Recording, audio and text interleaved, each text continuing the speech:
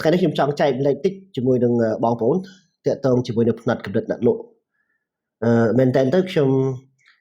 ជួបជាមួយនឹងអតិថិជនមួយចំនួនដែលជា client របស់ខ្ញុំក្នុងកំឡុងពេលដែលខ្ញុំទៅ coaching គាត់និយាយថាយើងហើយនឹងគូប្រកួតប្រជែងមែនតើទៅគឺអត់ខុសគ្នាទេពេលដែលយើងធ្វើការនៅពេលដែលអតិថិជនណាដែលគាត់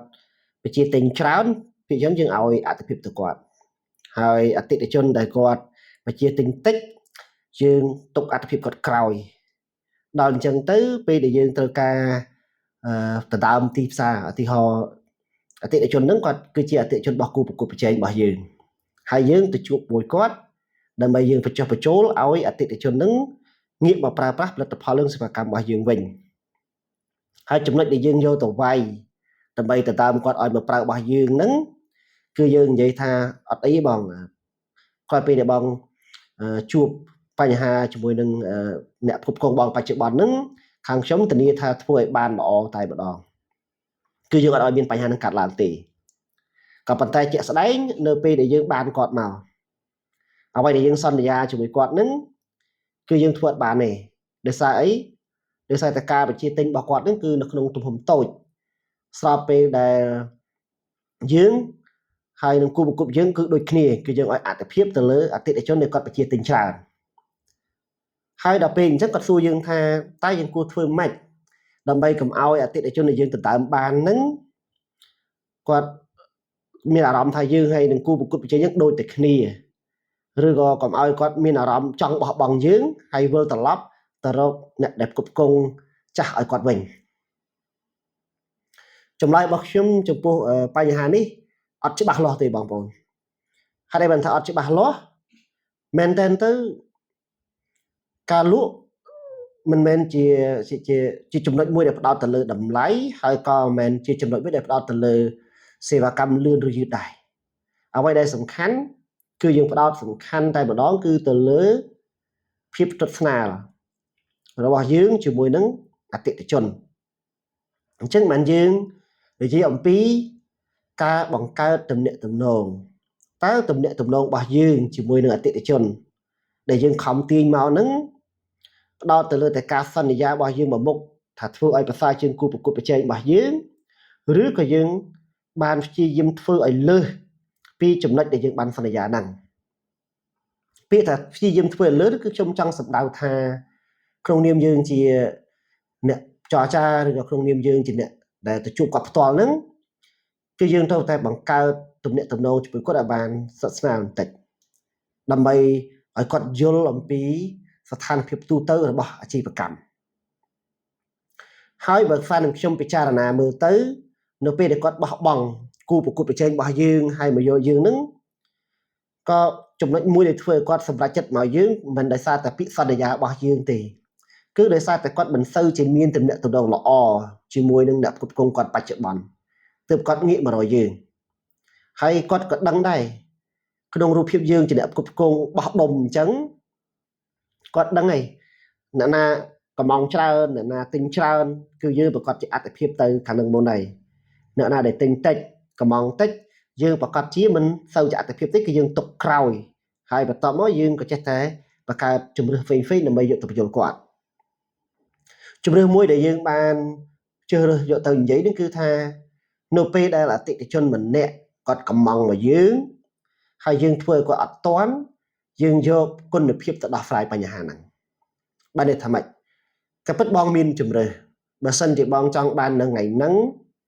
មានន័យថាគឺខាងប្អូនធ្វើតាន់គ្រាន់តែគុណភាពអាចថាមិនដល់កម្រិតមួយដែលល្អប្រសើរទេចំណែកឯខាងប្អូនយើងមានគោលការណ៍យើងអត់ចង់ផ្ដល់សេវាកម្មដែលអត់មានគុណភាពទៅឲ្យអតិថិជនទេយើងចង់ផ្ដល់សេវាកម្មដែលមានគុណភាពផលិតផលដែលល្អទៅដល់អតិថិជនរបស់យើងព្រោះយើងចង់ឲ្យអតិថិជននឹងគាត់ពេញចិត្តជាមួយនឹងអ្វីដែលយើងផ្ដល់ជូនអញ្ចឹងដើម្បីឲ្យលទ្ធផលរបស់យើងបានល្អហើយបងយកទៅឲ្យអតិថិជនបងគាត់សប្បាយចិត្តមានតែរងចាំដល់ថ្ងៃស្អែកមានន័យថាយើងត្រូវដកឃ្លាមិនបន្តិចដើម្បីទុកឲ្យជាងរបស់យើងទុកឲ្យក្រុមការងាររបស់យើងរៀបចំកញ្ចប់សេវាកម្មនឹងបានល្អ អញ្ចឹងទៅពេលដែលបងយកទៅឲ្យអតិថិជនរបស់បងពួកគាត់ក៏សប្បាយចិត្តដែរពីព្រោះអ្វីដែលគាត់ទទួលបានហ្នឹងគឺ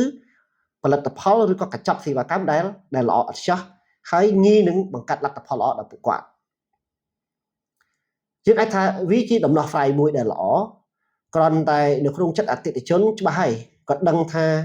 ក្នុងនាមយើងជាអ្នកលក់យើងប្រកាសជាឲ្យតម្លៃទៅលើត្រីធំបានថាអតិថិជនធំហើយអតិថិជនដែលគាត់ទិញតិចយើងចាត់ទុកថាជាត្រីតូចយើងឲ្យអត្ថភាពគាត់បន្តបន្ទាប់គ្នាទៅតាមហ្នឹងអញ្ចឹងសរុបមកវិញបើសិនជាយើងចង់ធ្វើឲ្យអតិថិជនទាំងអស់សប្បាយចិត្តអ្វីដែលយើងអាចធ្វើបានគឺយើងបង្កើតទំនាក់ទំនងជាមួយគាត់នឹងឲ្យបានស្អិតរមួតនិយាយរួមទំនាក់ទំនងដែលយើងបង្កើតនឹងគឺត្រូវតែឈានដល់កម្រិត3បើយើងនិយាយខ្លីកម្រិតទី1គឺយើងអាចដើរតួនាទីជាគ្រូរបស់គាត់បានកម្រិតទី2បើថាយើងអាចដើរតួនាទីជាគ្រូពេទ្យរបស់គាត់បានហើយកម្រិតទី3យើងអាចដើរតួនាទីជាទីប្រឹក្សាផ្ទាល់ខ្លួនរបស់គាត់បានប្រសិនបើយើងអាចបង្កើតទំនាក់ទំនងបង្កើតភាពជឿទុកចិត្តបង្កើតភាពកក់ក្ដៅរហូតទៅដល់ដំណាក់កាលទាំង3ចំណុចហ្នឹងអញ្ចឹងបើទោះជាយើងយឺតបន្តិចបន្តួចទោះយើងមានហេតុផលអ្វីក៏គាត់យោគយល់យើងដែរហើយប្រហែលជាគូប្រកួតប្រជែងរបស់យើងនឹងមិនអាចមានមធ្យោបាយដើម្បីដណ្ដើមគាត់យកពីយើងត្រឡប់ទៅវិញទេចាំងច្រើនគាត់យកតម្លៃមកវាយក៏ប៉ុន្តែបើសិនជាយើង function ខ្លួនយើងណាដើរតួនាទីខ្លួនយើងជាគ្រូបង្រៀនរបស់គាត់ដើរតួនាទីជាគ្រូពេទ្យរបស់គាត់ដើរតួនាទីជាទីប្រឹក្សារបស់គាត់គាត់អាចពិចារណាតម្លៃថ្លៃថ្នូរបន្តិចបន្តួចគាត់ប្រហែលជាបោះបង់គ្រូឯងតម្លៃចំណេញបន្តិចបន្តួចគាត់ក៏ប្រហែលជាមិនបោះបង់គ្រូពេទ្យម្នាក់ដែលអាចព្យាបាលបញ្ហាធំរបស់គាត់បានទេហើយតម្លៃបន្តិចបន្តួចគាត់ក៏ប្រហែលជាមិនអាចទៅបោះបង់គ្រូអាចនិយាយថាទៅបោះបង់ទីប្រឹក្សាដែលល្អមានជំនាញពិតប្រាកដដែរអញ្ចឹងដើម្បីឲ្យគាត់រកណាយើងដើម្បីឲ្យគាត់ទទួលស្គាល់យើងក្នុងនាមជា3ហ្នឹងតើយើងត្រូវពឹងលើអីគេណាចិត្តចំណុចហ្នឹងដែលជាចំណុចសំខាន់មែនតើទៅអ្វីដែលយើងត្រូវពឹងតែម្ដងគឺយើងត្រូវតែច្បាស់អំពីវិស័យដែលយើងកំពុងធ្វើការហ្នឹងយើងត្រូវតែតាមឲ្យទាន់អំពី market trend គេហៅថាទំនោរទីផ្សារហើយយើងត្រូវតែតាមឲ្យទាន់អំពីការបត់បែននៃតម្រូវការនៅក្នុងទីផ្សារដើម្បីយើងអាចផ្ដល់យោបល់ឲ្យអតិថិជនរបស់យើងជាបន្តបន្ទាប់ឬក៏យើងហៅថាជាប្រចាំឲ្យអតិថិជនរបស់យើងគាត់អាចកែខៃឆ្នៃផលិតផលរបស់គាត់ឆ្នៃជំរឿនរបស់គាត់មិនឲ្យស្របទៅនឹងតម្រូវការពិតប្រាកដនៅលើទីផ្សារប្រសិនបើយើងចង់ឲ្យអតិថិជនទាំងអស់សប្បាយចិត្តតាមរយៈសេវាកម្មលឿនរបស់យើងណាខ្ញុំជឿថាយើងអាចមានលទ្ធភាពទេហើយបើសិនបើយើងពិតជាចង់ឲ្យធ្វើអញ្ចឹងមែនយើងប្រកាសជាត្រូវចំណាយថ្លៃដើមខ្ពស់មែនទែនដោយសារយើងត្រូវបន្ថែមមន្ត្រីសេវាកម្មឬក៏យើងត្រូវបន្ថែមមន្ត្រីដែលផ្ដល់សេវាកម្មគ្រប់គ្រងទៅឲ្យអតិថិជនរបស់យើងអញ្ចឹងយើងមានដើមទុនណាសម្រាប់ទៅធ្វើកិច្ចការទាំងអស់ហ្នឹងហើយប្រសិនបើយើងធ្វើកិច្ចការទាំងអស់ហ្នឹងក៏ប្រាក់ចំណេញរបស់ក្រុមហ៊ុនក៏វានៅក្នុងកម្រិតមួយដែលទាបអញ្ចឹងទៅយើងអត់មានតម្លៃគ្រប់គ្រាន់នៅក្នុងការធ្វើអាជីវកម្មទេយើងត្រូវចាំខ្លួនឯងដែរពេលដែលយើងសន្យាជាមួយនឹងអតិថិជនយើងកុំសន្យាដាច់ណាត់ពេកយើងត្រូវតែបង្ហាញអំពីតម្លាភាពជាមួយគ្នាពីព្រោះគ្មានអ្វីដែលដាច់ណាត់ 100% ទេហើយយុទ្ធសាស្ត្រដែលល្អដើម្បីឲ្យអតិថិជនគាត់ចាត់ទុកយើងជាគ្រូបង្រៀនរបស់គាត់ចាត់ទុកយើងជាគ្រូពេទ្យរបស់គាត់ចាត់ទុកយើងជាទីប្រឹក្សារបស់គាត់ហ្នឹងគឺតម្លាភាពនឹងឯងណាក្រៅពីធ្វើជាអ្នកជំនាញនៅក្នុងវិស័យហ្នឹងគឺអិរិយាបថទទួលខុសត្រូវរបស់យើងហើយនឹងតម្លាភាពដែលយើងត្រូវបង្ហាញទៅគាត់ហ្នឹងគឺជាចំណុចពិសេសហើយគាត់អាចជឿជាក់លើយើងបានហើយក្នុងកំឡុងពេលហ្នឹងអញ្ចឹងខ្ញុំនិយាយម្ដងទៀតបងប្អូនយើងអត់អាចធ្វើឲ្យអតិថិជនគ្រប់គ្នាគាត់សប្បាយចិត្តក្នុងពេលតែមួយបានទេ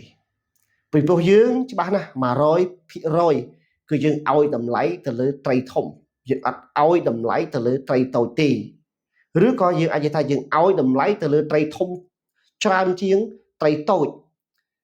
បើត្រីធំហើយនឹងត្រីតូចនៅជាមួយគ្នាច្បាស់ណាស់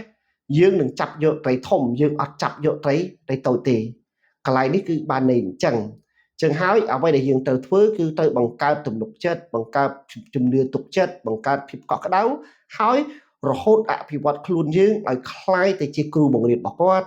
អភិវឌ្ឍខ្លួនយើងឲ្យคล้ายទៅជាទីប្រឹក្សារបស់គាត់អភិវឌ្ឍខ្លួនយើងឲ្យคล้ายទៅជាទីប្រឹក្សារបស់គាត់អញ្ចឹងយើងប្រកាសជាអាច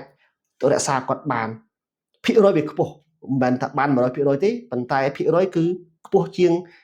ការដែលយើងមិនអាចធ្វើឬក៏បំពេញតួនាទីទាំងអស់ហ្នឹង